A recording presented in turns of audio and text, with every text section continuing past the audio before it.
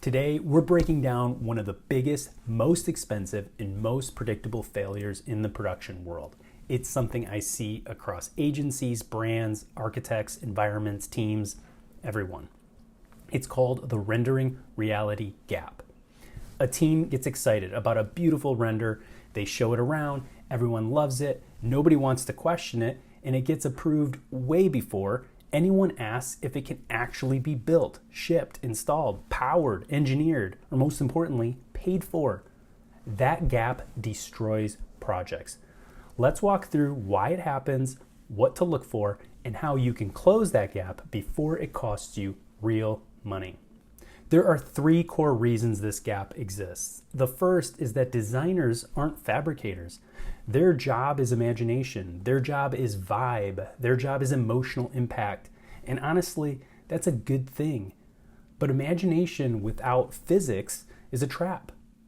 Second, clients approve visuals too early. Approvals happen based on emotion, not engineering, not budget, not load ratings, not fire codes.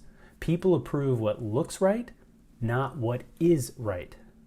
Third, fabricators get looped in after the fact. Once the design is locked, your options shrink to either cut the quality, raise the budget, or force a shop to try to pull off a miracle.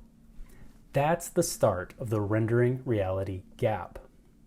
To understand this fully, you need to understand the two worlds problem. You have designers and fabricators. See, designers see form, emotion, message, color, lighting mood, the guest experience.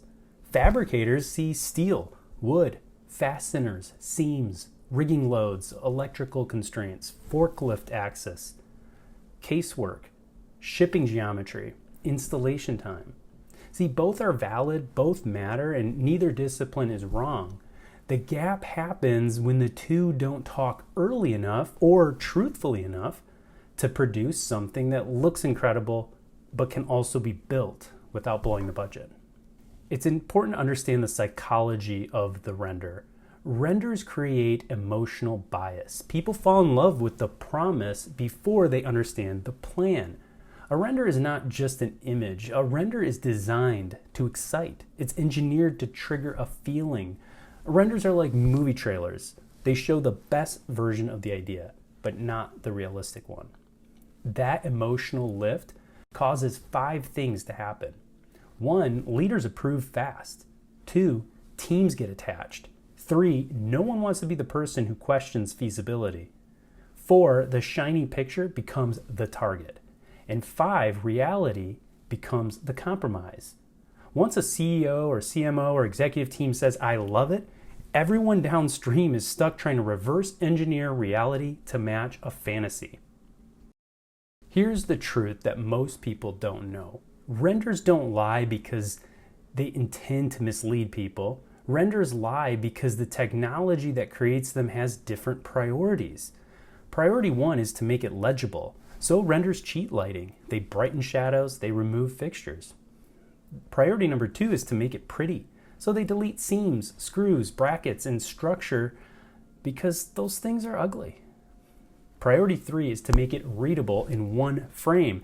So they use lenses that compress the space. Rooms look bigger, distances look shorter. Priority 4 is to make it clean. No power cables, HVAC returns, speaker grills, DMX boxes, or cable trays. Number 5, they want to make it fast. Designers don't have time to fully model rigging hardware, fasteners, or access paths. So what you end up with is not a blueprint, it's not a plan, it's a beautiful suggestion. And suggestions get expensive when they hit reality. So here's what you want to look for in a render. Number 1, floating elements. Nothing magically hangs in the air. So where's the rigging? What's the load rating? Is the venue even capable of supporting it? Number 2, impossible materials. Perfect curves, zero texture, zero imperfections. These usually translate into CNC work, scenic finishing, and hours of labor. Number 3, no seams or joints. Everything in the real world has a seam. If you don't see them in the render, the cost is being hidden. Number 4, impossible lighting. If there's light but no fixture, it's not real. Number 5 is space compression. Rooms look bigger, ceilings look taller, sight lines look clean, and usually none of those things are true. So here's where budgets blow up. The rendering reality gap typically shows up in 3 painful categories: labor, shipping, and materials. Labor. Things that look simple are not simple. Curves, gloss finishes, perfect edges, integrated lighting, all of those are labor magnets. Shipping. Large shapes that look like one object in a render actually need to be broken into multiple crates, assembled on site, and reinforced for freight. This adds freight costs, handling costs, and install days. Materials.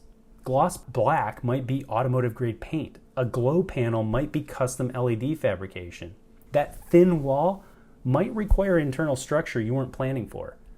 This is where budgets blow up fast. So what happens if you don't close that gap early? Here's what you're going to get. Engineering comes in late and destroys the timeline. You discover unsupported spans, unsafe rigging, or surfaces that can't physically do what was drawn. Overnight work becomes necessary. You get budget overages weeks before install. You get finger pointing. Your design team wasn't real, or your shop isn't capable. And you get last minute compromises that make the final build look cheaper than the render. This is where reputations take a hit and vendors walk away frustrated. Here's how a good vendor protects you. A good fabricator or production partner will protect you from all of this. Here's how. 1, early feasibility reviews. They loop in engineering before visuals lock. 2, build path documentation. They explain step by step how something will be fabricated, shipped, and installed. 3, material honesty. They'll tell you what's expensive, what's fragile, and what's a maintenance nightmare. 4, real world scale checks. They catch the "this room isn't actually 30 feet wide" issue before it happens. 5, value engineering without cheating the design. Not make it cheaper, but make it smarter. This is the sign of a partner who understands the entire production pipeline, not just the pretty picture. So here are 5 signs a render has been reality checked by a fabricator. 1, real seams. 2, accurate fixtures. 3, correct scale. 4, access panels or service points. 5, realistic lighting behavior. If you see these things, you can breathe easy knowing that someone has sanity checked the dream. So here's how to close the gap, the full playbook. Involve your fabricator early, not at the end, not after approval, at the start. Require render to reality notes, materials, assumptions, known challenges, installation notes. Ask for the build path. How is this built? How does it ship? How does it install? Budget in ranges, not guesses. What's the low to high cost if we build exactly what's drawn? Push back on magical thinking. If it looks too perfect, it's hiding complexity. Here are the questions you need to ask any partner.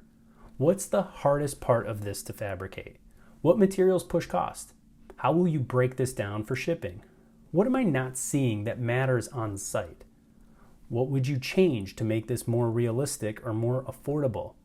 That's production intelligence. If you want to stop projects from blowing up, stop approving visuals in a vacuum. A render is not a commitment. A render is a hypothesis.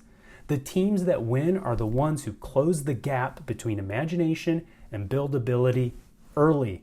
That's the whole game. If you've ever been betrayed by a render, let me know in the comments below. And if this helped you, please like and subscribe.